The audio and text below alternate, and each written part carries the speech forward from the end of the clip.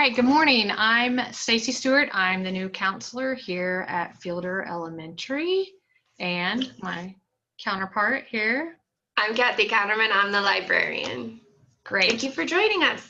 Yes, so today we're going to talk about cultivating creativity because in Purposeful People this month, our character education program, we are working with creativity, imagination, and creating something or solving a problem. I love it. So that's what we're going to be talking about today. And let's see, we're going to go ahead and start with oh gosh. There we go. Perfect. We're going to start with sharing a little presentation with you. I have to move my guy. There we go. All right. So cultivating creativity. And just for future reference, here is our, oh, look, Kathy, you have your winter outfit on now. I had to update my clothes. My last one was short, so Yes. now we're sweating. Right. So here's our contact information in case you would like to get in touch with us at some other time. And I wanted to start with this quote: creativity is now as important in education as literacy. And this is from Dr. Ken Robinson, who was a researcher in education. He's written several books. He's also done some TED Talks and things like that. He's really very inspirational. I should say he was. I believe that he's passed away recently. But I love that he talks about how it's not just that kids know how to read and do math, but it's how they look at the world and how creative that they are. And then I thought this was really important for parents to live a creative life. We must lose our fear of being wrong. And I know that when I was a young parent, and a young teacher, I was very fearful of not doing the right thing, of being wrong. I won't say that that's totally gone away, but I do, I think the more often, now that I'm older and I've done a lot of wrong things, I feel like they've always kind of worked out. So I feel like if we live a life of fear of anything, we're holding ourselves back, not only as parents, but teachers and people in general. So let's talk about being creative. Oh, I did want to give my credentials as a counselor. This is my 10th year as a counselor. Also, before I was a counselor, I taught middle school GT classes for 17 years, which afforded me a very creative life in that area. In fact, I really wasn't a teacher very much. Those kids already came ready to do a whole lot of things, but they definitely needed somebody to guide them and to help them and to give them some problems, some things to work through, some projects. That's pretty much the way that I ran my class. And then I have been a parent for 28 years. I won't say that I've been a perfect parent. I won't say that I have perfect children, but they are really, really good. I have my oldest daughter is a 5th grade teacher, and my younger daughter is also in the education industry. She is supervisor for the after-school program at a school district in Dallas. Okay, let's go ahead and get started. Today's objectives. I wanted to introduce you to Purposeful People. We haven't talked about that much, and that is our character education program that we have initiated this year at our school. And then I wanted to present some parenting resources. Both of us are going to present resources for kids related to creativity, and of course we're opening up some communication between parents and Fielder Elementary. We feel like that's very important, and because you're not able to get into our school like we're used to, we just feel like, we need another way to connect with you. And so Kathy and I thought this would be a great thing to do. Okay, Purposeful People. This is our character education program this year. In the past, it's been core essentials, but Purposeful People is pretty much saying there's 10 traits. Let me go ahead and show those too. There's 10 traits: courage, cooperation, creativity, gratitude, empathy, perseverance, kindness, respect, responsibility, and honesty. I love these character traits. They're a little bit different than other character education programs that I've done, where they just talk about being trustworthy and these, creativity. Like, yes, a great citizen is creative, and there's also a piece of gratitude, which we'll be doing next month. And so I think that those are great skills that some kids need to build upon those. Those need to be taught in school. And actually, we're not teaching anything. We're embedding those into our programs every day. And we talk about this month, we talk about creativity as often as we can while we're in the classroom. I talk about it when I go in and do my guidance lessons. Kathy talks about it in her classroom. So we're just really connecting with that creativity this month. And next month we'll do gratitude. But we just wanted to let you know, and of course, I'm not going to read this to you now, but we'll send you the link later so that you can read it. But, research has shown us that it's not just IQ scores or test scores or your GPA that makes you a great student. It's also everything else that goes along with it. Knowing how to solve problems, your empathy towards other people, creativity, that's what makes us these great students. And so with Purposeful People here on our campus this year, we're really trying to implement those and embed those into our everyday here at Fielder. And you should be getting a parent email in regards to Purposeful People every month. Those should come in your newsletter. Okay, I wanted to go ahead and get started with some books for parenting. And I love this one. It's by one of my favorite authors. Her name is Brene Brown. She's actually from Houston. She is a native Texan.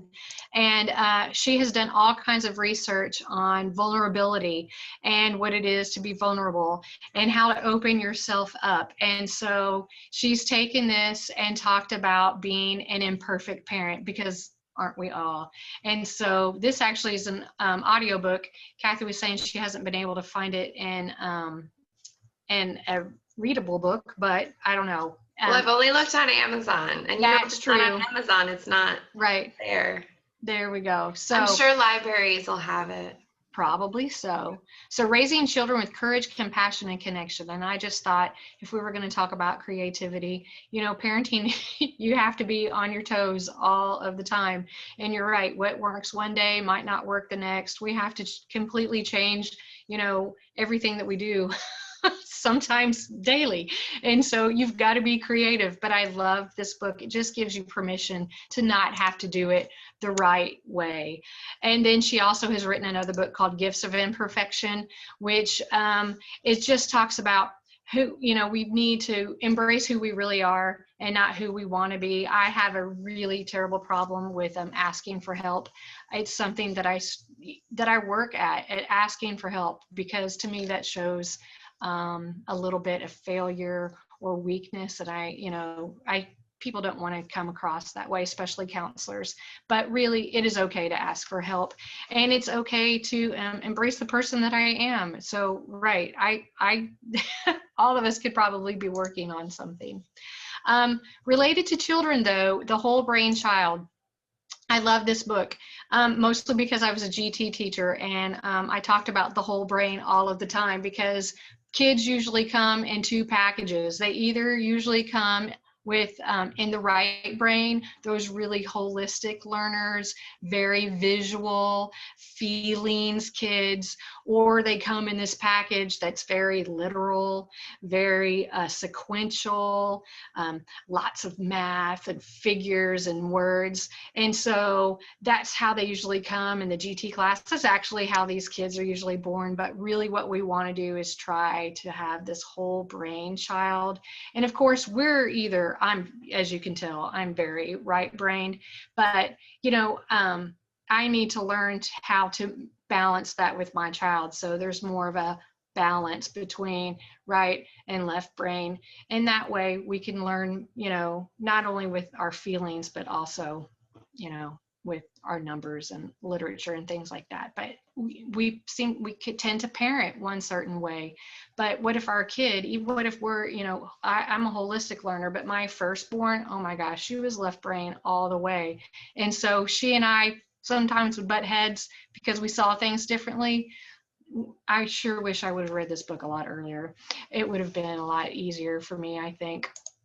And then the Yes Brain, sort of just another take, just working with that holistic or the whole brain child. And they talk about being courageous and the resilience that your child does have. Sometimes we think that our kids aren't able to do, so we do it for them, but really, our kids are resilient. They're able to do a lot more than I think that we know. And so this book just talks about how to cultivate that. And becoming better grown-ups. Oh my gosh, I've fallen in love with this book. I can't wait to read more. I've just started. So this book is written by a man named Brad Montague, and we're gonna talk about him a little bit more. He is the big brother to Kid President. And if you don't know Kid President, I'll introduce you to him in just a second. But he was working with his little brother, Kid President, and they were going around the United States talking to schools. And then once Kid President grew up and wasn't the kid president anymore, he found out that he really missed going to the schools.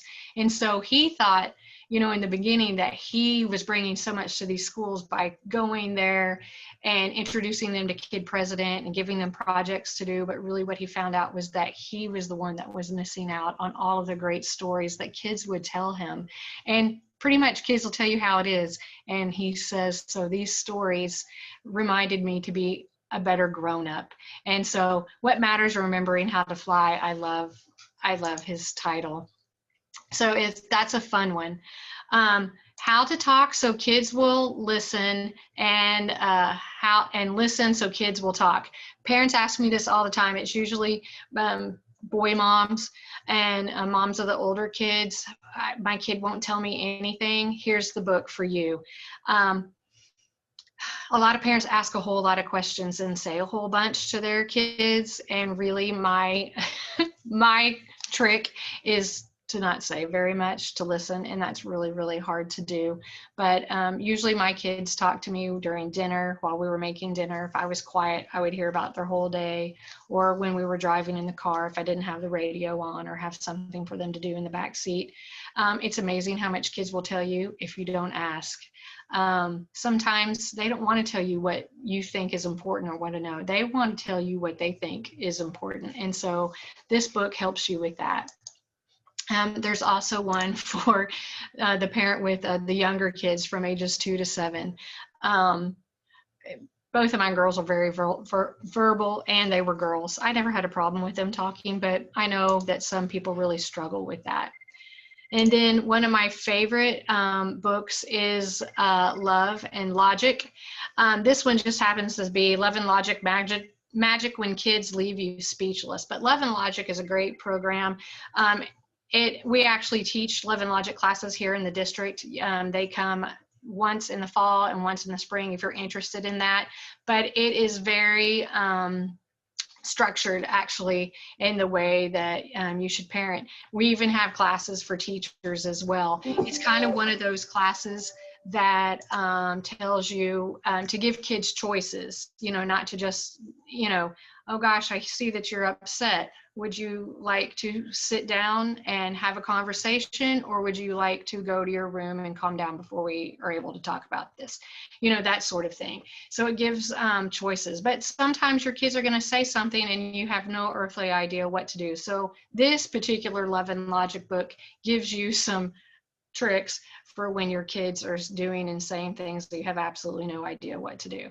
So this is like lying and stealing and things like that. And you know what? It happens. I promise. Your kids are going to do this one thing that you couldn't imagine that they're doing, and oh my gosh, they actually, it's embarrassing, but they do it. Okay, I found some websites and some blogs that I loved. I love this website. It's called the Book Akery. It is this mom who just loves doing some creative things with her kids. She asks them questions. This particular one is about podcasts and for her kids to listen to, and then some STEM activities that she does. And then after they do all these creative things, she then gives you a recipe and they bake something. So they read a book and then they bake. And I just thought it was the nicest little, I don't know, I just thought it was nice. And so I think it's not only creative, but something that you could really do, especially with the weather getting cooler and everybody baking in the holidays. I thought this would be a fun website to look at. And then the Artful Parent, for those of you who are super crafty, and maybe for those who are not, this is a great website for you. How to make Halloween potato prints for kids. Awesome. There's also this one, creative do-it-yourself Halloween costumes for kids, which I always made my Halloween costumes for kids, but they were never this creative. So just another way for you to be creative if you're one of those creative parents, and then to, you know, have your kids help you with it too. I love that website. It is beautiful. It's a beautiful website.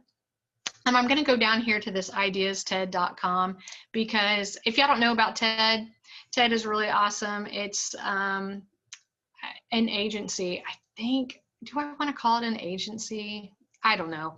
It's this these people, this group of people who have gotten several groups of different kinds of people together, entertainers, researchers, scientists, educators, gotten them together and have taught them how to make these speeches. And I think the most of their speeches are about 18 minutes long. That's supposed to be the magic number, the, you know, time that a speech is supposed to be captivating. And they teach these people how to take their ideas and speak about them, and they give them this forum.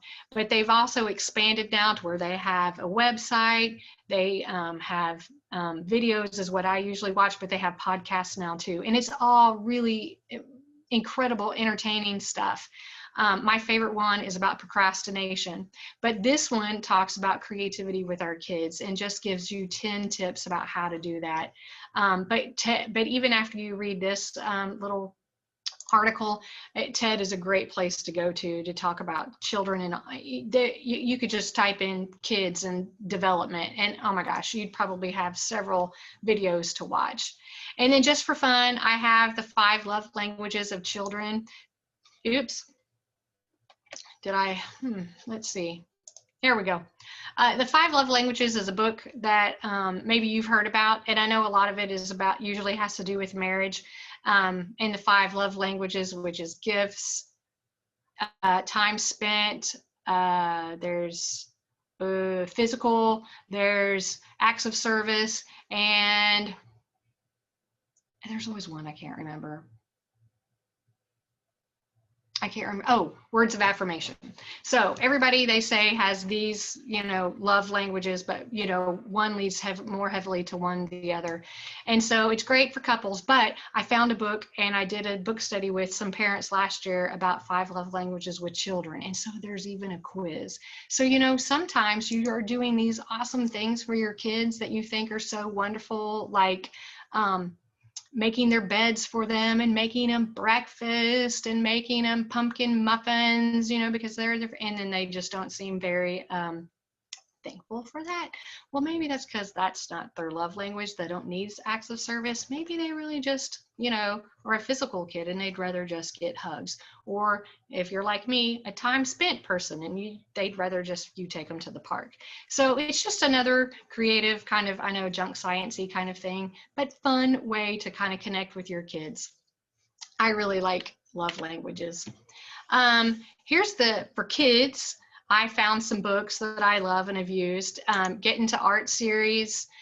There's a couple of them. There's one for people. Here they are down here. People and pets and telling stories. And so this is just a fun way to get the kids started with drawing and things like that. The Dot, which is by Peter H. Reynolds. I love this book. It's about a person who she just doesn't think that she's a very good artist or very creative, and so her teacher makes her do something, and so she puts a dot on the piece of paper, and the teacher tells her how magnificent it is, and then the next thing you know, she's the best artist ever.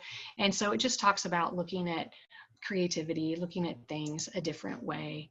And then Ish is the same type of book. Peter H. Reynolds, I love him. He has several books, and they're all kind of the same way.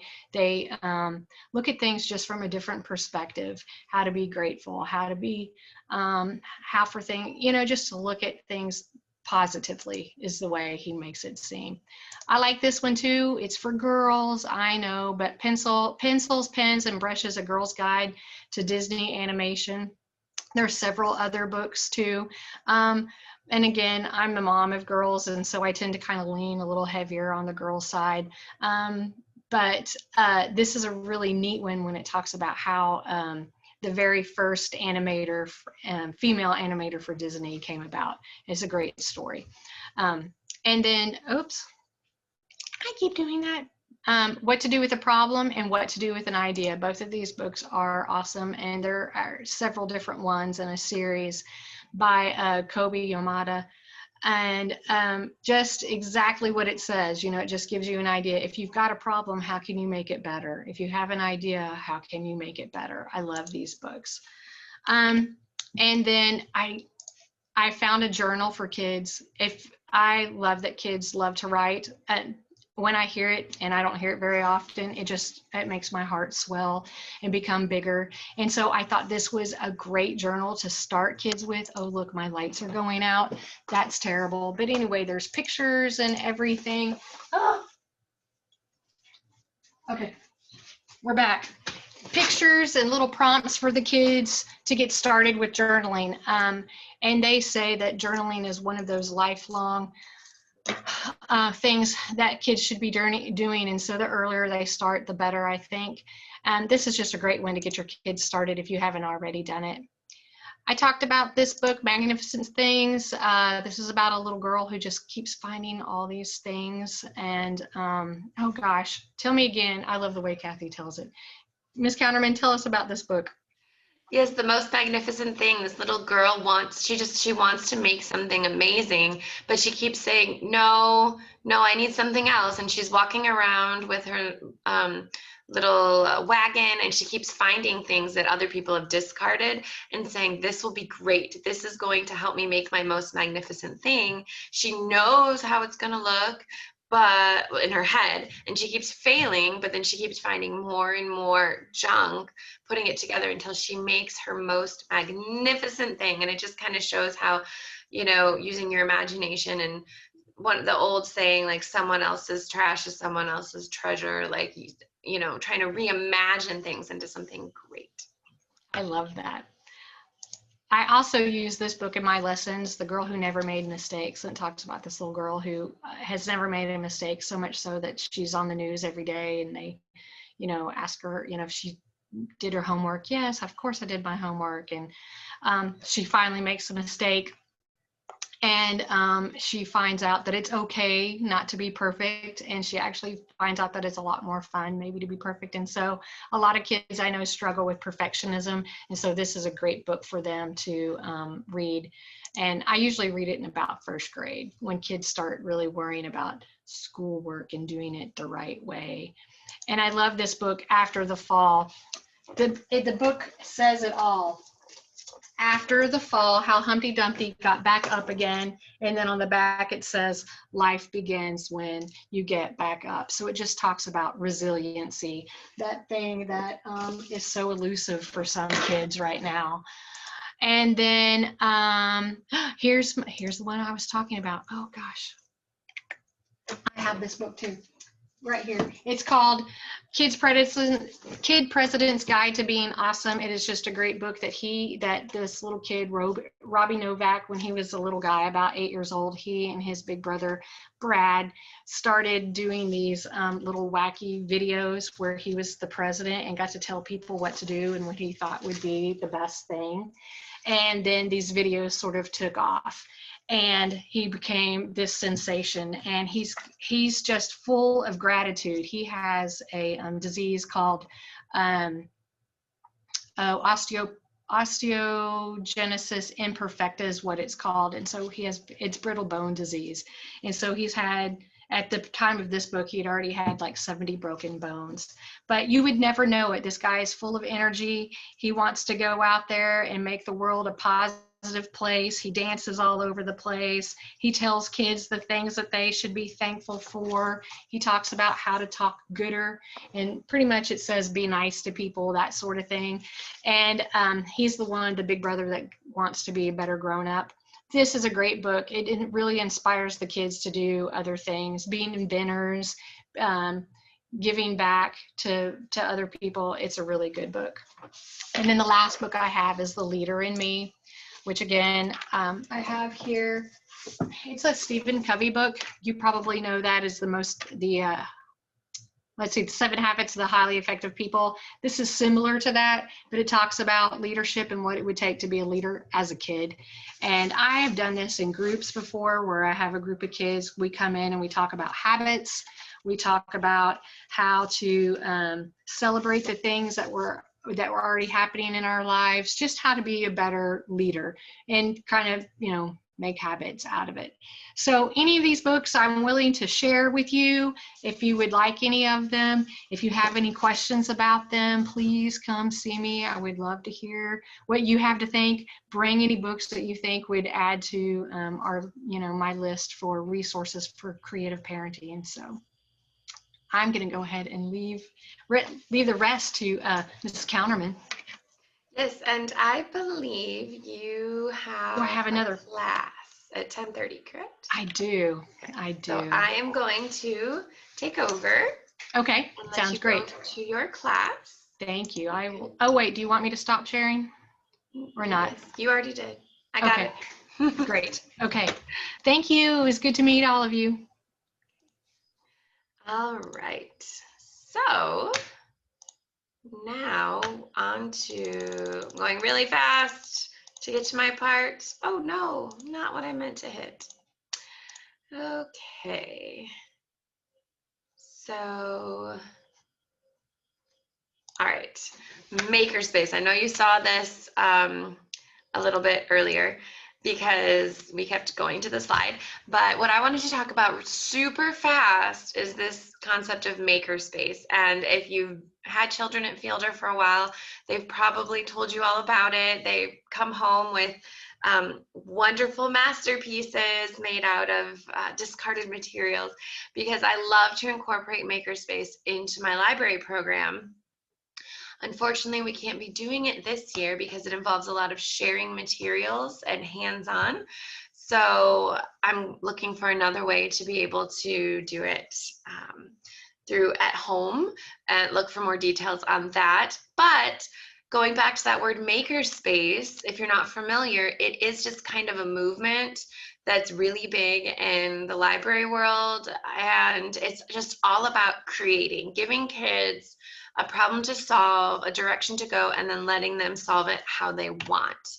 The reason why this is so important is because a lot of times kids are not given the opportunity to just create. And there's always the traditional create, like go draw something and, make a fun art project, which is great. But a lot of times there's only one way to complete it. So, puzzles are amazing, Lego sets are great, but I don't know, kind of referencing the Lego movie, there's the master builder who just can create anything. And then there's the person that follows the instructions and that's all they know how to do. And that's where the whole maker mindset comes into play, where they're given materials and kind of given a little nudge in a direction where to go, but then they have the freedom to get there however they want. So instead of saying, hey, here's some Legos, build something, I don't know about you, but I was the kid and I'm the adult where I'll just stare at you and say, well, but what am I supposed to make? I don't understand. So instead of telling them something specific, like, oh, we're all going to make this and it needs to look like this and everyone's using the same materials, a maker mindset is when they have some sort of direction, like, okay, we're going to make a birdhouse. So they know what they're making, but they can use whatever materials and it can look however they want. So it gives that information for the kids that need that, but it also leaves it open-ended. And all of these are wonderful reasons why not only do they become problem solvers, but they make connections and they learn to take those creative risks. They learn how to fail. And what I do in the library a lot, and you can definitely do at home, is tie in literature into the maker mindset. Now, some books are very on the nose, like this Doll-E 1.0. I have it back here. It's a fiction book, Doll-E 1.0, and I love this story because this little girl loves to invent. She always wants to have like she's tinkering with things. She loves electronics. But then her mom surprises her with a doll, and she has no idea what to do with it. She just sits it there and asks if it wants to build.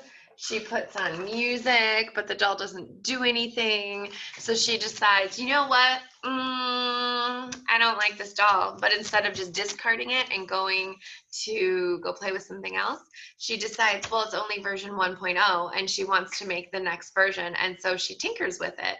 And that's a really great segue with kids saying, hey, let's find a toy you don't play with anymore and make it into something that you would play with. And I have 2 young children myself, so I'm always struggling with that. You know, we bought these for you and you don't play with them anymore, and now you want new toys. So maybe instead of getting new toys, you can revisit the old ones and see how can we improve upon them so you will like them. And then this series over here on the right, you might recognize, it's pretty popular right now. I know students are always checking these out. How to catch a whatever, unicorn, monster, mermaid, and all of them, they're just fun stories about, you know, like the Tooth Fairy, the one in the front, where every house she goes to, people set up traps for her, but none of them work. And then at the end, what you can do with your kid is to say, all right, let's build a trap for a Tooth Fairy. I've done this with my kids, and we did the Tooth Fairy one, and it was really fun. We took turns. Well, at my house, we like play acted where we made this trap, and then one of us would pretend to be the Tooth Fairy, and then we would see if it worked. So it can get the whole family involved. It can use whatever materials you have. Even if you don't have anything, you could just draw it. Some kids just like to draw. So that turns into tons of fun. The last thing I'm going to talk about is the library Canvas page, which is linked to every class's, where's my Canvas? There it is. It's linked to every class's main Canvas page. So if you are not KVA and you're not quite familiar with Canvas, if you forgot about it from when we used it those first 3 weeks, every student has a Canvas account. It's in your My Katie Cloud. Right now, front and center is the book character pumpkin patch.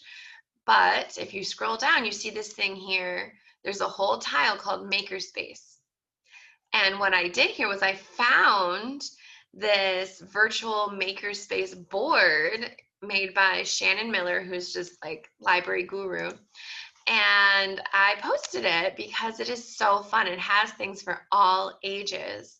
And if you notice, there are art things. There's links to other websites that you might be familiar with, might not. PBS, Kids, Scratch is a coding website. This is really fun. This is an astronaut reading a story in space, all about being an engineer. And this is an actual website. It's called Storytime from Space, and they have astronauts reading stories. So there's story time. There's also simple things like make a light bright picture. I mean, who doesn't love light bright?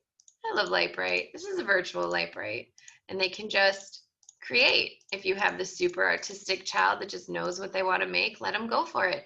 If you need to give them more of a direction, see, I'm making like a yellow, white pumpkin.